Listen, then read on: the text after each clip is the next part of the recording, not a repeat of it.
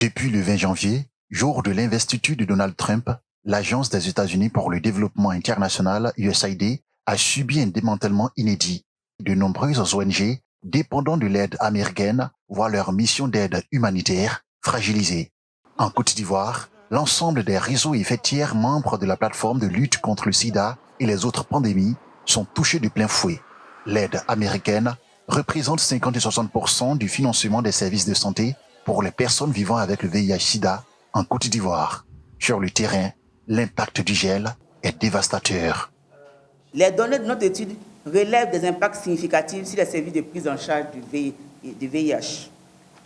D'abord, il y a la rupture d'approvisionnement en ARV.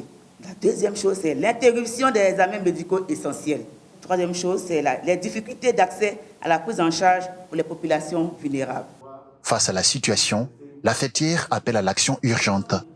Pour éviter une catastrophe sanitaire, nous demandons au gouvernement d'agir immédiatement sur les points suivants. Mettre en œuvre le plan de contingence complet qui prend en compte le volet communautaire pour assurer la continuité effective des services de santé. Ce plan doit intégrer une stratégie de communication claire et transparente pour éviter toute confusion auprès des acteurs de santé. Sécurisation des services essentiels.